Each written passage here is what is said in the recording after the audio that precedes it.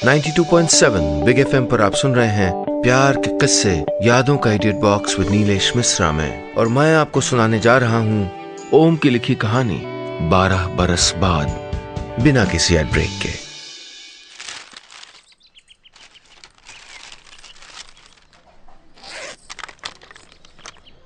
ऋतु घर के सामान को ठीक करने में बिजी थी। मूवर्स और पैकर्स ने आदतन सारा सामान बस ला के घर में बिना सलीके के भर दिया था। पिछले 2 दिनों में ऋतु एक एक करके सामान को अपने 2 कमरे के नए फ्लैट में लगा रही थी। ज्यादा काम के बावजूद वो बहुत खुश थी, हो भी क्यों ना। आखिर शादी की 10वीं सालगिरह पे उसके पति अनुराग ने उसको ये फ्लैट दे के अपना वादा जो पूरा किया था। संडे होने की वजह से आज उनका 7 साल का बेटा उदय भी घर ही पे था। उदय अपनी फेवरेट रिमोट कार को ढूंढने के लिए बार बार बिखरे हुए सामान को इधर उधर कर रहा था। उधर कांच के बर्तनों को बाहर निकालकर एक एक कर किचन में लगा रही ऋतु उदय को दूध पीने के लिए बुला रही थी, पर वो अपनी कार की तलाश में मसरूफ था। जब 2-3 आवाज देने के बाद भी उदय नहीं आया तो वो किचन से बाहर आ गई, लेकिन उदय बाहर ड्राइंग रूम में नहीं था। ऋतु बेडरूम में घुसी तो उदय अपने पापा के ऊपर चढ़ा बैठा था। ऋतु का मूड थोड़ा गर्म देख के अनुराग ने उदय से कहा, तुम मम्मी को बहुत परेशान करते हो, जाओ जल्दी से दूध पी के आओ। ऋतु ने उसको घूरते हुए कहा, वैसे आज तुम सामान लगाने में मेरी मदद करने वाले थे ना। इतना बोल के वो कमरे से बाहर चली गई। बीवी का मूड खराब देख के वो भी झट से उठ के किचन में आ गया। वो कुछ कहता इससे पहले ही दूध का एक घूंट पीते हुए उदय बोला, मामा दूध गर्म नहीं है, मैं नहीं पीऊंगा। ऋतु ने उसको घूरा तो अनुराग बोला, लाओ बेटा मैं गर्म कर देता हूँ। दूध गर्म करने के बाद उसने ऋतु और अपने लिए कॉफी बनाई और ड्राइंग रूम में बैठी ऋतु को कॉफी का कप पकड़ाते हुए बोला, टेस्ट करके देखो, स्पेशल है, मेरे प्यार की मिठास आएगी। अनुराग हंसते हुए उसको देख रहा था, उसको भी हल्की हंसी आ गई। अनुराग अक्सर ऐसे ही प्यार जताकर ऋतु को खुश करता रहता था। वो जानता था ऋतु ने इस घर की खातिर कितने सपने देखे थे। किराए के घर में होने वाली कुड़हन, छोटी छोटी बातों पर मकान मालिक के टोकने से वो खींच जाती थी। उसी की खातिर अब तक की जमा पूंजी लगा के अनुराग ने ये घर लिया था। कुछ पैसे लोन भी लेने पड़े थे जिसकी ईएमआई अभी चुकानी थी, लेकिन ऋतु के चेहरे का सुकून था जो उसके लिए बेशकीमती था। कुछ देर बातें करने के बाद ऋतु अपने काम में फिर लग गई। उधर अनुराग अपने फ्लैट की बालकनी में आराम से अखबार पढ़ रहा था। अखबार के पन्ने पलटते वक्त उसको लगा जैसे बगल वाली बालकनी में अभी अभी कोई आया था। कुछ पल ही बीते होंगे कि बगल वाली बालकनी में फिर कोई आया। इस बार उसने अखबार हटाया तो उसकी आंखों को जैसे कुछ पल के लिए यकीन ही नहीं हुआ। सामने गीता खड़ी थी, अपने पुराने शहर वाली गीता। 12 साल के बाद उसकी आंखों के सामने आ गई थी वो। उसको लगा जैसे उसकी धड़कनें तेज हो गई थी। वो बोलना चाहता था लेकिन कुछ बोल पाता इससे पहले वो वापस अंदर चली गई। गीता ने तो शायद उसको देखा भी नहीं, लेकिन अनुराग की न जाने कितनी यादें इस एक पल में उसकी आंखों के सामने आ गई थीं। वो 12 साल बाद आंखों के सामने आई गीता से बात करना चाहता था, जानना चाहता था कि वो कैसी है। अनुराग गीता से मिलने जाने के लिए उठा। उसने अपने घर के दरवाजे के बाहर कदम रखा ही था कि अचानक ऋतु बोली, अरे कहाँ जा रहे हो? अनुराग के कदम खुद ब खुद रुक गए। उसको लगा जैसे बीते कल में जाने से उसको उसके आज ने रोक दिया हो। आप सुन रहे हैं प्यार के किस्से यादों का edit box with Nilesh Mishra में, सिर्फ 92.7 बिग एफएम पर। ऋतु के अचानक पीछे से आवाज देने पे अनुराग जैसे सकपका गया था। ऋतु ने पूछा, क्या वो परेशान क्यों लग रहे हो? उसने कोई जवाब नहीं दिया। वो चुपचाप कमरे में चला आया। उसके सामने उसका 7 साल का बेटा खेल रहा था। वो समझ नहीं पा रहा था कि दोबारा उसके साथ ऐसा क्यों हो रहा है। उसको घबराहट हो रही थी। उसको वक्त की इस करवट से शिकायत थी। वो न चाहते हुए भी गीता को देख के अनदेखा नहीं कर पा रहा था। बड़ी मुश्किल से गीता की यादों से निकलकर अपनी जिंदगी में खुश हो पाया था कि वो फिर उसके सामने दोबारा क्यों आ गई। वो आज भी गीता से अपनी पहली मुलाकात भूल नहीं पाया था। दोनों ग्रेजुएशन के एंट्रेंस एग्जाम में मिले थे। वो एग्जाम में लेट पहुंची थी और जल्दबाजी में पेन लाना तक भूल गई थी। उसने अनुराग से पेन मांगा था और फिर एग्जाम खत्म होने के बाद न जाने कहां गुम हो गई थी।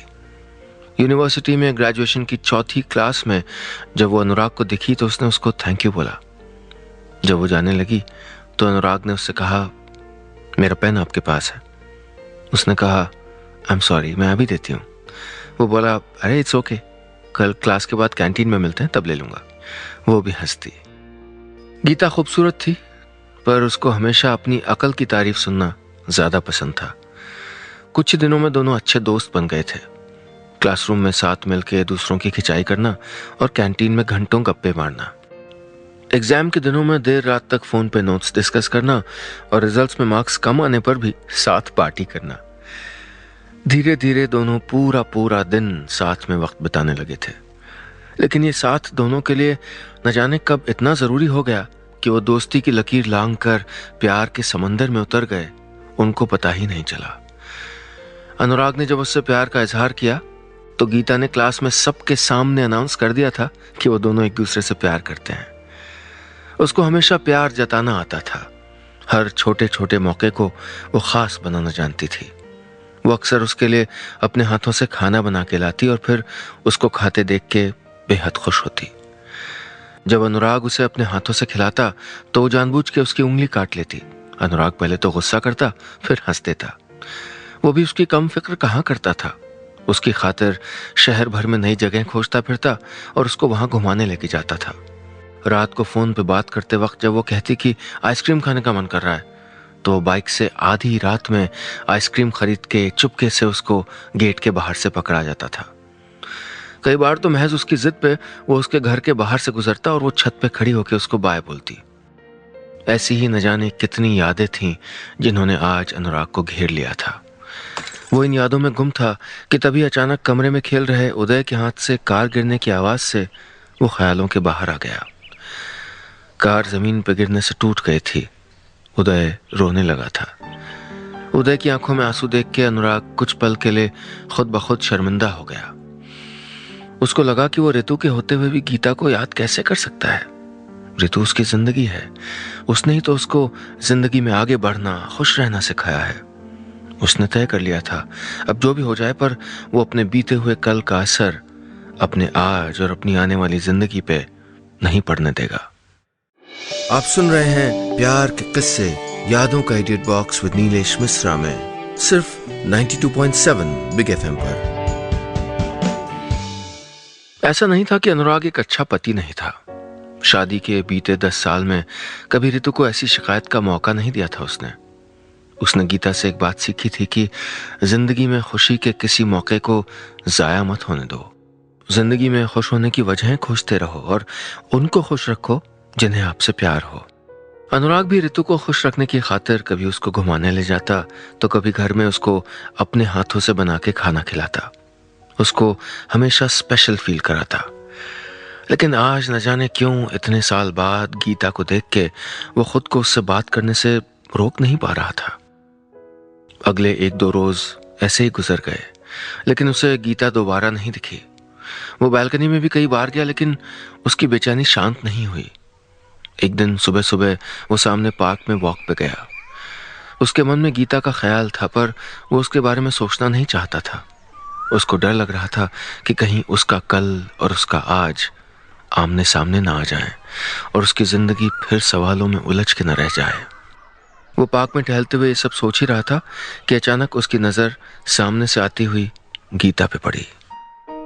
उसकी चाल भी अनुराग को देख के धीमी हो गई। वो उससे मुश्किल से 10 कदम की दूरी पे आके रुक गई। न जाने कितने साल बाद ये मौका आया था जब वो दोनों एक दूसरे को देख रहे थे। अक्सर कुछ लम्हों में जिंदगी ठहर सी जाती है। मन करता है कि इन ठहरे हुए लम्हों में ही जिंदगी गुजर जाए। ये लम्हा भी कुछ वैसा ही था। 12 साल पहले गीता के साथ गुजारे 8 साल चंद लम्हों में सिमट के खड़े हो गए थे। 10 कदम, महज 10 कदम की दूरी थी, पर उनके बीच 12 साल का फासला था। न इस फासले को वो लांघ पाई, न अनुराग। कुछ पल बाद पीछे से आते उसके पति ने उसको इशारा किया और फिर वो उसके साथ बिना अनुराग की ओर दोबारा देखे आगे बढ़ गई। ठीक उसी तरह जैसे 12 साल पहले बारिश की एक शाम वो बिना उसकी ओर दोबारा देखे आगे बढ़ गई थी। अनुराग को आज भी अच्छी तरह याद है 8 साल के रिश्ते का वो आखिरी दिन। किसी मौत से कम तकलीफ देने वाला नहीं था वो दिन। गीता के घर वालों को अनुराग के बारे में सब पता चल गया था। दोनों की दोस्ती पर तो घर वालों ने कभी एतराज नहीं जताया था, लेकिन दोस्ती की लकीर लांघ के दोनों ने समाज की रवायतों को जो चुनौती दी थी, उसके लिए वो तैयार नहीं थे। गीता की माँ ने साफ कह दिया था कि अगर अनुराग बिरादरी का होता तो हमको कोई शिकायत नहीं होती, पर तुमने सोचा भी कैसे कि हम तुम्हारी शादी किसी दूसरी बिरादरी में कर देंगे। गीता की माँ ने उसको कसम दी थी कि उसने अगर उनकी मर्जी से शादी नहीं की तो वो जान दे देंगी। उस रोज बहुत रोई थी वो, और जब वो उससे मिलने आई तो उसकी आंखें लाल थीं, उनमें तकलीफ साफ दिख रही थी। अनुराग ने बहुत कोशिश की उसको समझाने की, पर वो बस एक बात बोली, मैं बहुत कमजोर इंसान हूं, अपने घर वालों से नहीं लड़ सकती, उनके खिलाफ नहीं जा सकती। तुम मुझको भूल जाओ, मैं आज के बाद तुमसे कभी नहीं मिलूंगी। उस रोज अनुराग को लगा कि लड़ाइयां तो पहले भी हुई हैं, हमेशा की तरह इस बार भी वो वापस आ जाएगी, पर वो नहीं आई। उसने दोबारा पलट के भी नहीं देखा, लेकिन आज उसके नसीब ने जिंदगी को ऐसे पलट के देखा कि 12 साल का फासला महज कुछ कदम का रह गया था। जिस गीता से वो इतने साल में दूर जा पाया था, वो आज उसकी पड़ोसन थी, और रोज उसके सामने होते हुए भी उससे दूर रहना था। आप सुन रहे हैं प्यार के किस्से, यादों का edit box with Nilesh Mishra में, सिर्फ 92.7 बिग एफएम पर। अनुराग को मालूम था कि उसकी जिंदगी अब रोज उसका इम्तिहान लेगी। अगले कुछ हफ्तों में गीता कभी बालकनी में कपड़े सुखाती तो कभी पार्क में उसके सामने आती, पर कभी कुछ बोली नहीं, जैसे पहचान कर भी अनजान बनने की कोशिश कर रही हो। वक्त कितना कुछ बदल देता है। क्लास की सबसे बातूनी लड़की अब कितनी संजीदा हो गई थी। उसकी खामोशी अनुराग को बेचैन कर रही थी। वो बस उसकी आवाज सुनना चाहता था, जानना चाहता था कि उसकी जिंदगी ठीक से चल रही है कि नहीं। एक शाम रितु ने बातों ही बातों में घर में पार्टी करने की बात कही। पार्टी के खर्चे की बात सोच के अनुराग ने टालना चाहा, पर वो बोली कि अगर पार्टी नहीं करेंगे तो आसपास वालों से जान पहचान कैसे बढ़ेगी, और परिवार के लोग भी शिकायत कर रहे हैं कि नया घर ले लिया और पार्टी तक नहीं दी। रितु की बात सुन के अनुराग ने हाँ कर दिया। अगले संडे को पार्टी की पूरी तैयारियां कर ली गईं। रितु ने आसपास के सभी लोगों के घर जाके उनको खुद इनवाइट किया, और परिवार के बाकी लोगों और दोस्तों को भी फोन पे इनवाइट कर लिया। पार्टी के दिन शाम को अनुराग ने कुर्ता पैजामा पहना। रितु ने एक बार बोला भी कि अरे कुर्ता पैजामा, पर उसने टाल दिया। अनुराग को याद था कि गीता उससे हमेशा कहती थी कि तुम कुर्ते पैजामे में बहुत अच्छे लगते हो। आज शाम अनुराग चाहता था कि वो गीता को ठीक वैसे मिले जैसे पहले मिला करता था, जैसा उसको वो छोड़ के गई थी। शाम 7 बजे से उसकी नजरें बस दरवाजे पे ही लगी थीं। जब भी कोई दरवाजे पे आता वो दौड़ के बाहर पहुंच जाता, बस इसी उम्मीद में कि वो गीता होगी, पर वो बार बार मायूस होता रहा। रात के 9 बज गए, सब आ गए, पर वो नहीं आई जिसका इंतजार अनुराग को था। वो चुपचाप मेहमानों के साथ एक कमरे में बैठा था। तभी रितु ने अनुराग को आवाज देके बुलाया। वो कमरे से बाहर निकला तो देखा गीता और रितु आपस में बातें कर रहे थे। कुछ पल के लिए वो घबरा गया। रितु ने अनुराग से कहा, इनसे मिलो, ये हमारे पड़ोस में रहती हैं, मिसेस गीता पांडे। बड़ा अजीब लम्हा था। वो उससे एक अजनबी की तरह मिल रहा था जो कभी उसकी सबसे बड़ी हमराज थी, जिन्होंने बहुत अरसे पहले एक दूसरे से तकल्लुफ करना छोड़ दिया था।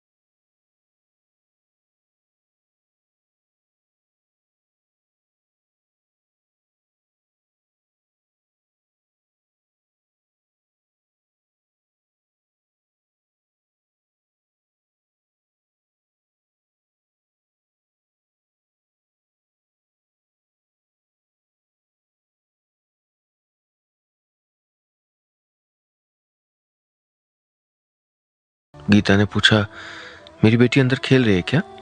ऋतु बोली, हाँ, वो उदय के साथ खेल रही है, तुम भी अंदर चलो ना। अनुराग ने एक बार गीता को देखा और फिर उसकी बेटी को। कुछ पल की ये मुलाकात बरसों की बेचैनी को दूर कर गई थी।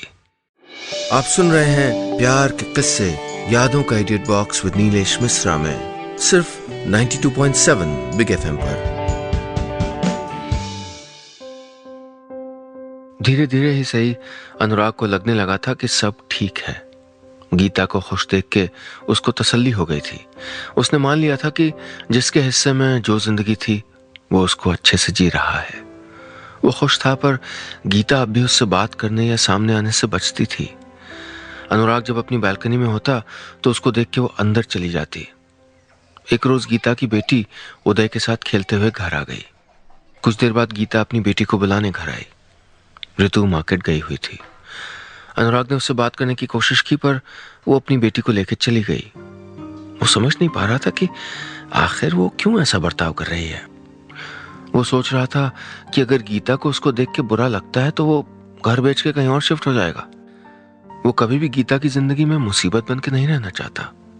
वो नहीं चाहता कि वो किसी तकलीफ देने वाले कंकड़ की तरह उसकी आंखों में चुभता रहे, उसके आंसुओं की वजह बने। वो उसको खुश देखना चाहता था।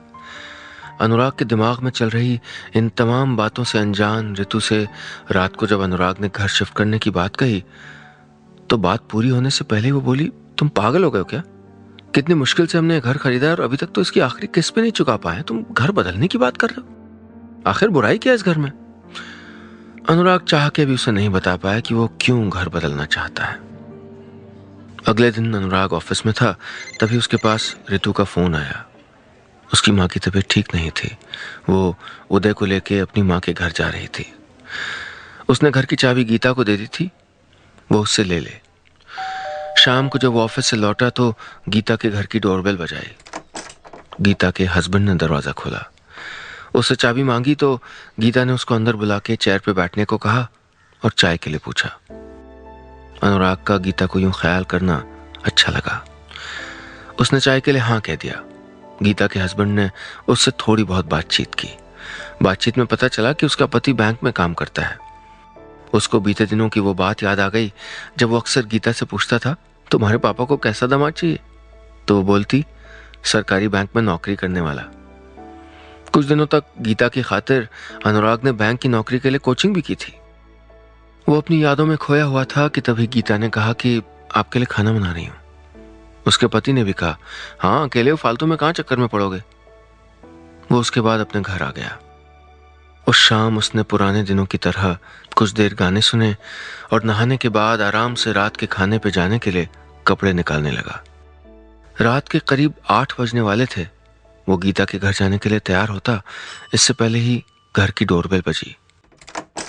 उसने जाके दरवाजा खोला तो बाहर गीता खड़ी थी। उसके हाथ में खाने का डिब्बा था। वो बोला, अरे तुम क्यों परेशान हुई? मैं खुद आ रहा था। उसने कहा, कोई बात नहीं, खाना खा लेना। अनुराग ने अंदर आने के लिए पूछा, पर उसने मना कर दिया। वो मुड़ के जाने लगी तो उसने कहा, शुक्रिया गीता। वो बोली, मुझको नहीं, अपनी बीवी को शुक्रिया कहना, बहुत फिक्र करती है तुम्हारी। मुझसे बोल के गई थी तुम्हारे खाने का इंतजाम कर दूं। आप सुन रहे हैं प्यार के किस्से, यादों का edit box with Nilesh Mishra में, सिर्फ 92.7 बिग एफएम पर। अगली सुबह अनुराग ने ऋतु की माँ का हालचाल जानने के लिए फोन किया तो उसने बताया कि माँ ठीक है, वो दोपहर तक घर आ जाएगी। वो घर की चाबी गीता को देके ऑफिस चला गया। शाम को लौटा तो ऋतु घर पे ही थी। थोड़ी देर बाद ऋतु ने पूछा, रात को खाना खाया था? उसने कहा, हाँ, गीता देके गई थी। वो बोली, बहुत अच्छी है ना हमारी पड़ोसन? उसने बस सर हिला दिया। रात को खाना खाने के बाद अनुराग और ऋतु लेटे ही थे कि तभी डोरबेल बजी। अनुराग ने घड़ी की ओर देखा, 11 बजने वाले थे। इस वक्त कौन हो सकता है? ऋतु ने कहा। उसने जाके दरवाजा खोला तो सामने पसीने में तरबतर बेचैन सी हालत में गीता खड़ी थी। गीता की आवाज सुन के अनुराग भी कमरे के बाहर आ गया। ऋतु ने उसको संभालते हुए पूछा, क्या हुआ? वो हड़बड़ाते हुए बोली, प्लीज मुझको सिविल हॉस्पिटल ले चलो, मेरे पति का एक्सीडेंट हो गया है। गीता की हालत देख के ऋतु ने अनुराग से फौरन अस्पताल चलने को कहा। गीता रो रही थी और ऋतु उसको समझाने की कोशिश कर रही थी, सब ठीक हो जाएगा, परेशान मत हो। अस्पताल पहुंचने के बाद अनुराग को पता चला कि गीता के पति को आईसीयू में रखा गया है। उसको सर में चोट लगी है। गीता ये सुन के बेसुध हो गई। ऋतु ने उसको संभाला और अनुराग ने डॉक्टर से बात की। डॉक्टर ने बताया कि सर पर चोट लगने की वजह से बहुत खून बह गया है, खून की जरूरत पड़ेगी। उसने कहा वो खून देगा। अनुराग ऋतु को गीता का ख्याल रखने की बात कह के डॉक्टर के साथ चला गया। वो खून दे के लौटा तो गीता ने अपने पति का हाल पूछा। अनुराग बोला परेशान मत हो, वो ठीक हो जाएगा। कुछ देर बाद डॉक्टर साहब बाहर आए और खुद बोले वक्त पे खून मिल गया, इसलिए खतरे की कोई बात नहीं है, जल्दी उनको होश आ जाएगा। ऋतु ने गीता को पानी लाके दिया। अनुराग से बोली मैं घर जाती हूँ, उदय कहीं अकेले डर न जाए। वो बोला तुम इतनी रात को अकेले कैसे जाओगी? वो बोली तुम परेशान मत हो, मैं ऑटो ले लूंगी। सुबह तक अनुराग और गीता एक बेंच के दो छोरों पर बैठे रहे। दोनों ने एक दूसरे से कुछ नहीं कहा।